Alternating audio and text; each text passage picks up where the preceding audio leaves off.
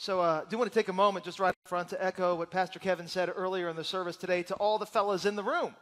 Happy Father's Day to you. I am grateful for you. We are grateful for you. You know this if you're a dad or a granddad or a great-granddad. Sometimes fatherhood ain't easy, right? Sometimes it's exhausting, and yet you do it with dignity and grace and class most of the time, right? And so happy Father's Day to you. Also want to take a moment just to say a word to you. Maybe this is kind of a tough Father's Day for you. Maybe it's the first Father's Day without your father. Or maybe it's the first Father's Day without like a grandfather who was like a father to you. Or maybe you just kind of have a very complicated relationship with your dad. If that's you, if you're walking in with a heavy heart this morning, just want to say that we love you and we are praying for you too. And so with all that being said, let's dive into today's message. So this summer at Zion, we're actually walking through and working through a book of the Bible, which is the first book of the Bible, the book of Genesis. And one of the great things about the book of Genesis is that the book of Genesis is full of some very famous stories. Last weekend, we talked about a very famous story, two people named Adam and Eve and some forbidden fruit. Next weekend, we're going to talk about a very famous story, a guy named Noah and a big flood and an ark that he builds. And one of the reasons that whether or not you go to church a lot or maybe you don't read the Bible a lot, one of the reasons that you've probably heard these stories before is because these are stories that just culturally we tell. And yet one of the things that we're discovering and uncovering in this series is that the book of Genesis goes much deeper than just a collection of stories that we tell. Because at its heart and at its core, the book of Genesis is meant to be a book of stories that tell us. It's meant to be a book of stories that tell us things about God, and that tell us things about faith, and that tell us things about life, that tell us things about hope. This book of stories that we tell is meant to be a book of stories that tell us about the things that matter most in life. And so kind of the big overarching question that we're asking in this series is this: what can this book of stories that we tell us? What can we learn from this book? Now, this weekend, as we continue our series, we're going to come to another fairly famous story in the book of Genesis. It is a story about the first two brothers in the history of the world, one whose name is Cain and the other whose name is Abel. And because these are the first two brothers in the history of the world, kind of by default, they're also the first two sons who are born in the history of the world to the first two parents in the history of the world, Adam and Eve. And so this is their story, Genesis 4, beginning at verse 1. Adam, he made love to his wife, Eve, and she became pregnant, and she gave birth to the first son in the history of the world, Cain. A little bit later, she got pregnant again, and she gave birth to his little brother, Abel. Now, these two boys, they grew up, and they went and they got jobs. Abel grew up, and he became a rancher. He kept flocks. And then Cain also grew up, and he became a farmer. He worked the soil. Now, these two boys, not only did they grow up and get pretty good, respectable jobs, they also grew up in church. They grew up in the faith, and this was a faith that they kept with them all the way through their lives. They never kind of strayed away during their teenage years. They kept going to church all the way into adulthood, and not only did they go to church, they even gave to church. Verse 3, in the course of time, Cain goes to church one day, and he brings some of the fruit of the soil, some of the fruits and vegetables that he has grown on his farm as an offering to the Lord.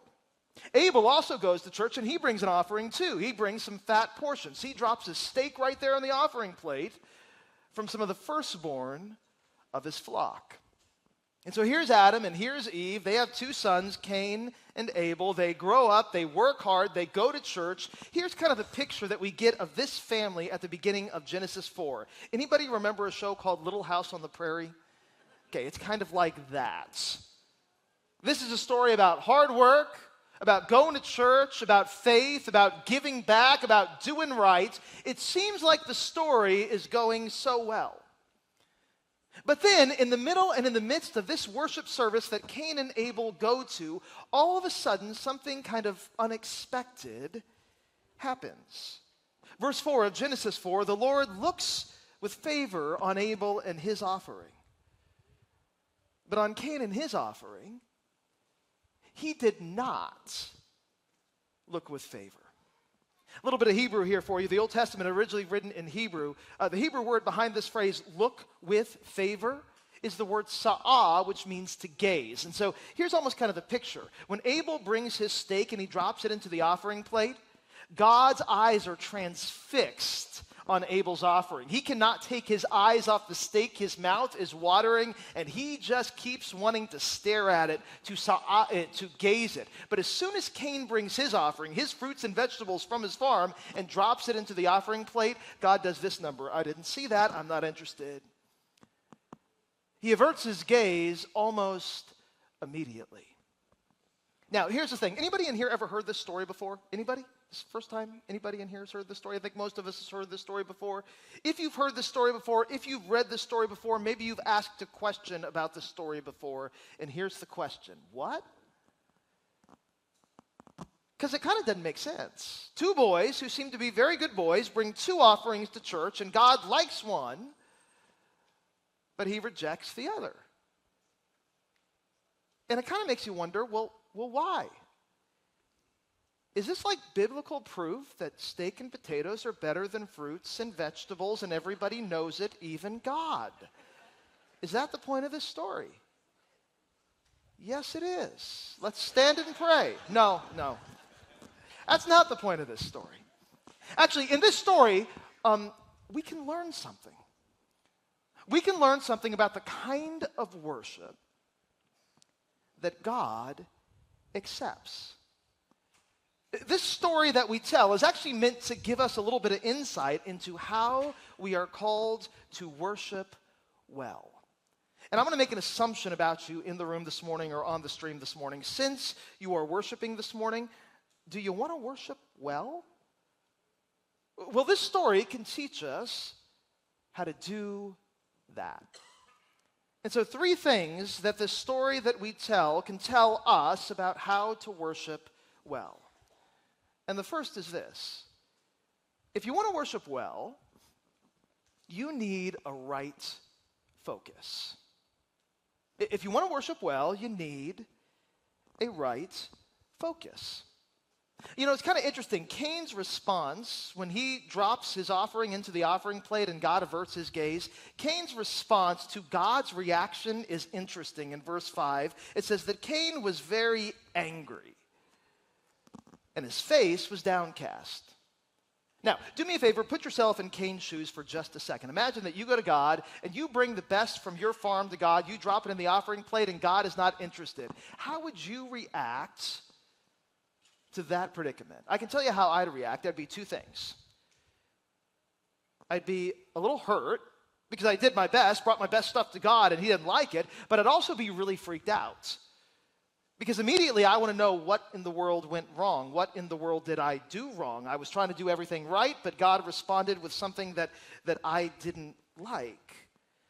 And so my reaction would be something like this. I would feel very worried and my face would look very freaked out. But that's not Cain's reaction and response. His response is he felt very angry and his face became very downcast. Now, it's here that we begin to learn something about Cain's focus in worship. Because the reason that he became angry and the reason that his face became downcast is because Cain wasn't focusing on God when he brought his offering. Instead, he was focusing on his brother. And when he saw that God liked what his brother gave more than what he gave, he became frustrated. In fact, if you just back up one verse, Genesis 4, verse 4, when it says, the Lord looked with favor on Abel and his offering, but on Cain and his offering, he did not look with favor.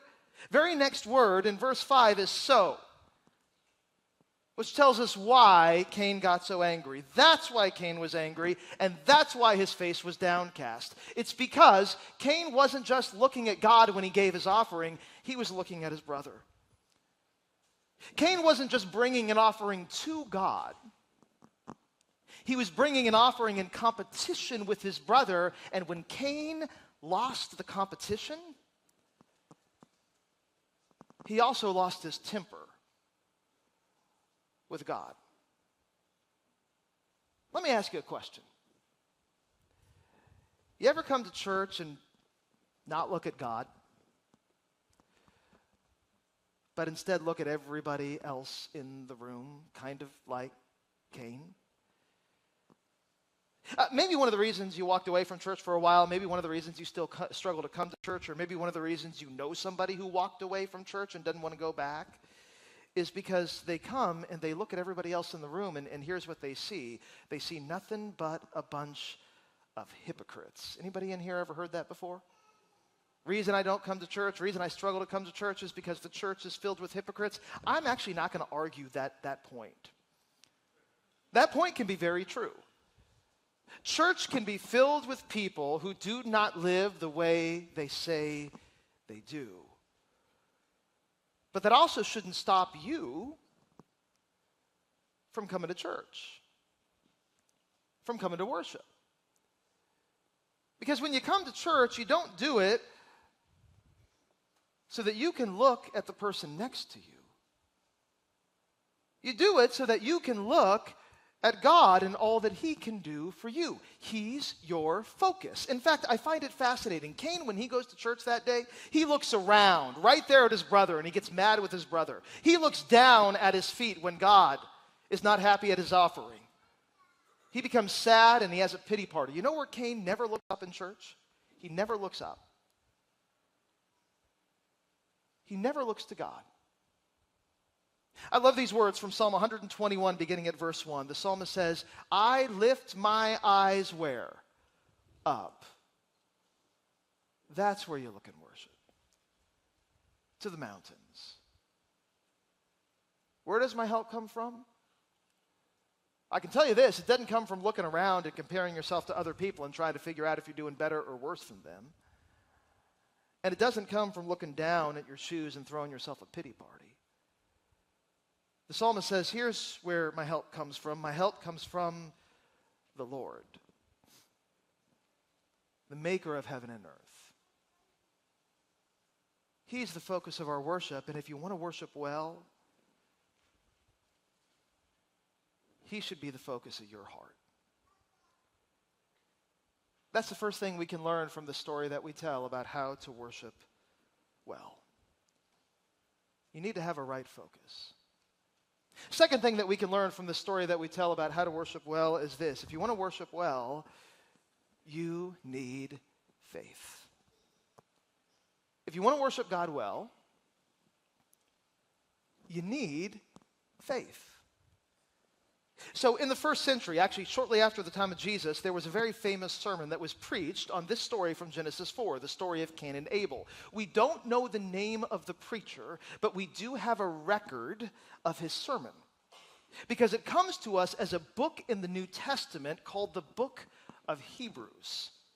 And in Hebrews chapter 11, this preacher, whose name we don't know, talks about Cain and Abel and what made the difference in their worship. Hebrews 11 verse 4, here's what the preacher says. By faith, Abel brought to God a better offering than Cain did. And by faith, he was commended as righteous when God spoke well of his offering. Preacher of Hebrews says, here's the difference between Cain's offering and Abel's offering. It's not that God likes meat and potatoes better than fruits and vegetables. I wish it was true, but it's not, at least theologically. The difference is this.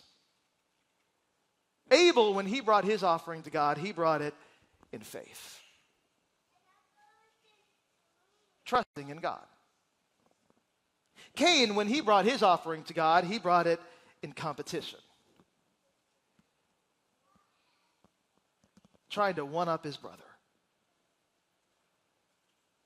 The difference between Cain and Abel's offering was not what they brought in their hands. What they brought in their hands was all good. The difference between Cain and Abel's offering was what they had in their hearts. One had faith and the other did not. And if you don't have faith in worship, it doesn't matter what you bring in your hands. Preacher of Hebrews puts it like this just a couple of verses later, Hebrews 11 verse 6. He says it very clearly, without faith, it's impossible to please God. without faith in God, you can't give worship to God. Now, here's the reason that's so important for us today. Whenever we come to worship, whenever we come to church, we all bring all kinds of different things in our hands. Some of you, when you come to church, you bring like big offerings in your hands. And if you do, thank you. Your generosity helps us get a message of hope out to the world. Sometimes when you come to church, you may bring a small offering in your hands. And if you do, thank you, because that small offering probably represents a big chunk of a very stressful financial situation in your life. Sometimes when you come to church, you bring a great week in your hands. You're walking on air and you're waltzing in to the building. Sometimes when you come to church, you bring a terrible week in your hands.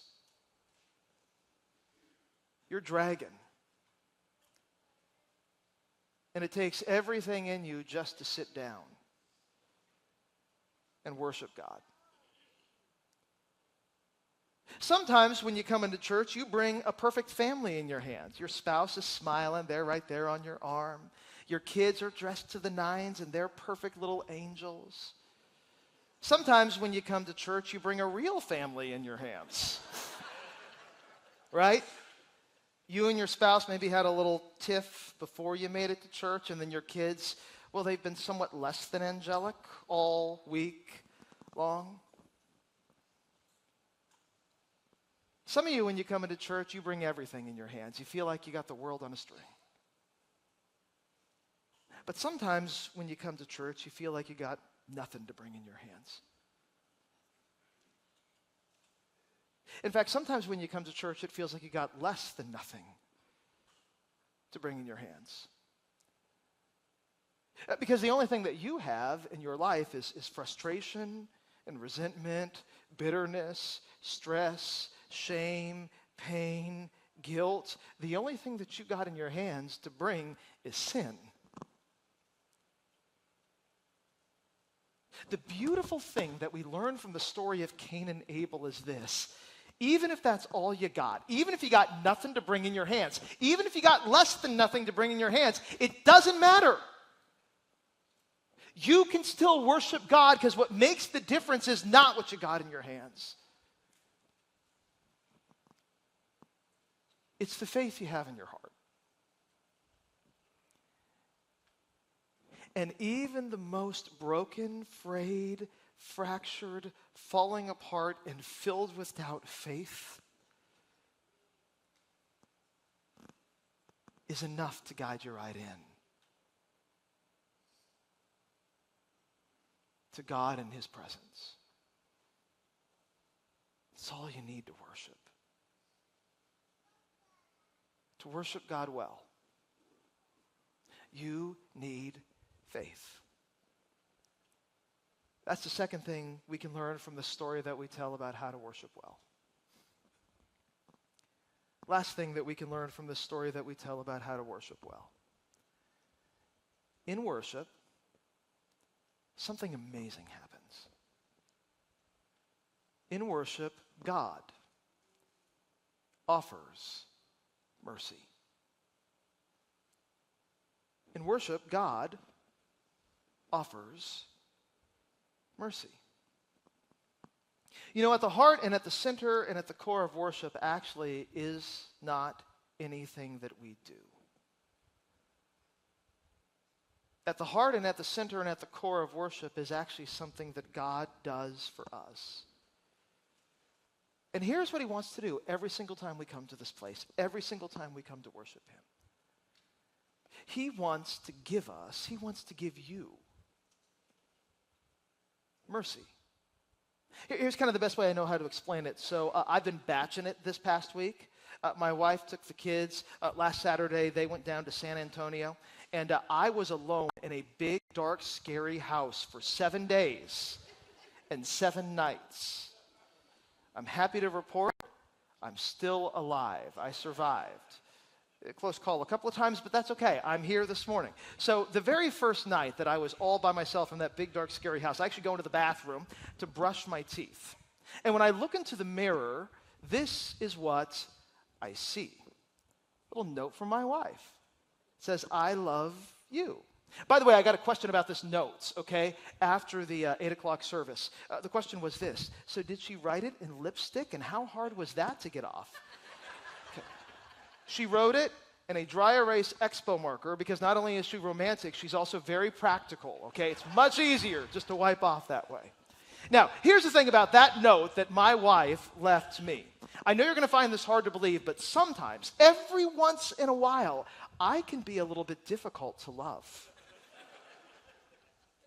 I can get short and I can get surly. I can lose my temper. I can get tired. I can become selfish. I can be less than helpful. Sometimes, and maybe it just happens in my marriage, I don't know, maybe it happens in yours too, but sometimes I can actually annoy my spouse. Does your spouse ever do this to you? And yet, even when I annoy my wife, here's what she still has. She still has love. And she still tells me, I love you, even with a little mark on a mirror. Now, you know what that's called, right? When my wife loves me, even when I don't act very lovingly, that is called mercy. When my wife left me a note on the mirror, it was a note of love, but it was also a note that I didn't deserve. It was a note of mercy, and that kind of a note leaves a big mark on my heart long after it's been wiped off the mirror. You know, after Cain brings an offering to God, and after God looks with favor on Abel's offering and looks away from Cain's offering, Cain gets so upset that he actually goes and murders his brother. And we don't know how he murdered his brother exactly. We don't know the weapon of choice, but we do know that it was a bloody mess. And so what Cain does is he tries to cover his tracks by washing everything away and covering everything up. But Cain learns really quickly, you can't cover up sin from God. You can't cover up a crime from God because God finds out and figures things out very quickly. And what God does is he comes to Cain and he calls Cain out. Here's what he says, Genesis 4, verse 10, listen. Your brother's blood cries out to me from the ground. When your brother was crying in pain, I heard that. When your brother was crying in agony, that reached my ears. When your brother was crying for help, I knew about that.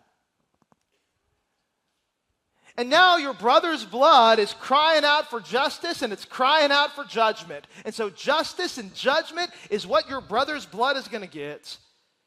Verse 11, you're going to be under a curse and you're going to be driven from the ground. You know, that nice 40-acre farm you got, it's gone. You're out of here. And even if you go somewhere else, verse 12, when you work the ground, you're going to be a terrible farmer from here on out. It's no longer going to yield its crops for you. In fact, here's going to be your curse. You're going to be a restless wanderer on the earth. Cain's curse is to become history's first homeless person. He has nowhere to lay his head. He has no place to call his home base. Now, when Cain gets this curse, it breaks him. And so he goes to God in verse 13 and he says, my punishment is more than I can bear. And he knows that word is going to get around about what he's done, and he says to God, whoever finds me is going to kill me.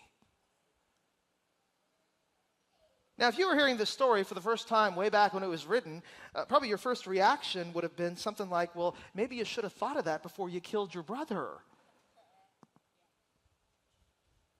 Because after all, this is a capital crime, and what do capital crimes deserve? They deserve capital punishments. It's only fair But as it turns out in this story, God is actually concerned with more than what is simply fair.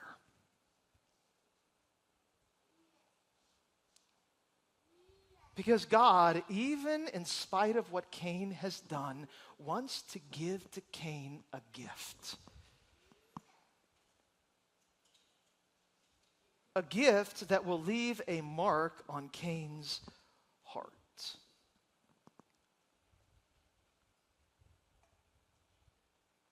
What God wants to give to Cain is mercy. And here's how God does it. Verse 15.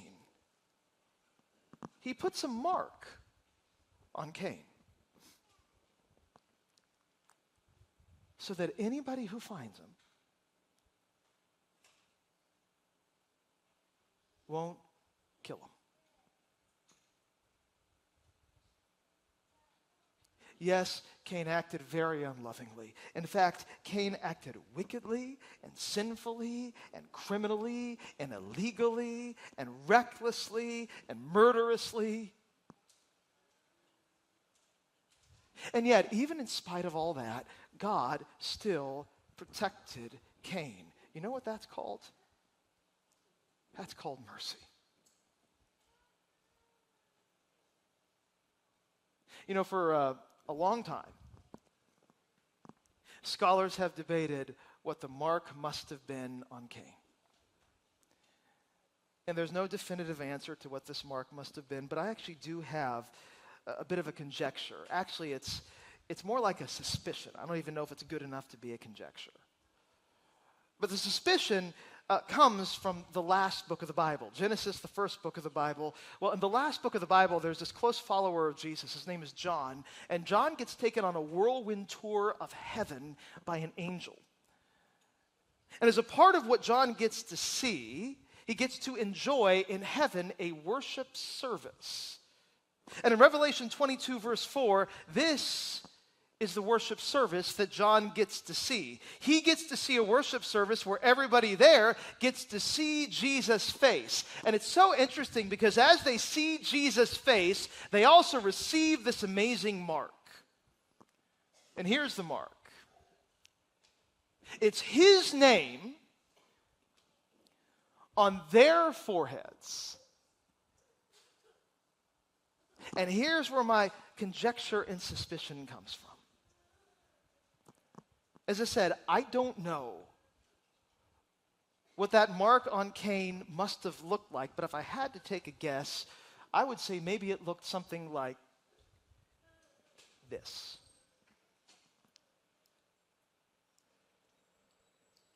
Because when you belong to him, here's what he always gives. Mercy. Now, that's just a suspicion when it comes to Cain. But I also know this. It's a fact when it comes to you. Because when you are a child of God, you are marked with the name of the Son of God. And he's really good at giving you mercy. In fact, I was thinking about this. We live in a world that loves to mark us up, doesn't it?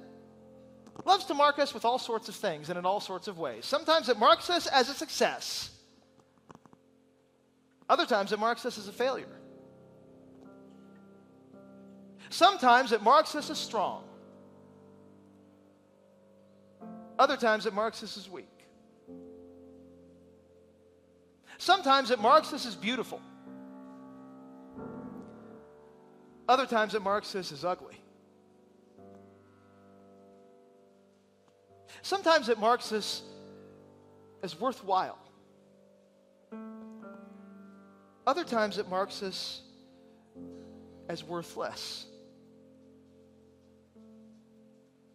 This world is real good at marking us up. The problem is, it's also very judgmental, so it can be real good at marking us down.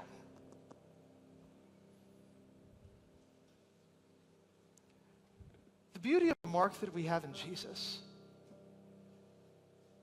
is that that mark, his mark, is the one that supersedes any and every other mark. And as long as his name is in our lives, here's what we have. We have mercy. And let me tell you something. Everybody needs to be marked by mercy. In fact, just one more line from that sermon, from that preacher whose sermon became a book, the book of Hebrews. In Hebrews chapter 12, here's what the preacher says, more about Cain and Abel. Hebrews 12, beginning at verse 23, he says, you've come to God, and that's what you do in a worship service. You come to God, and you come to Jesus, the preacher Hebrews says. But when you come to Jesus in worship, you come to a sprinkled blood that actually speaks a better word than the blood of Abel. You know, when Abel's blood was shed, here's what it did. It cried. It cried. It cried out in pain. It cried out in agony. It cried out for justice. It cried out for judgment. But when Jesus' blood is shed, here's what it does. It speaks. And here's what it says. You belong to me. And for you, I have mercy. Or, in the words of my bathroom mirror, here's what it says. I love you. That's why we're here. That's why we worship. So that we can hear those words from our God. You know what? When we hear those words, worship has gone really, really well.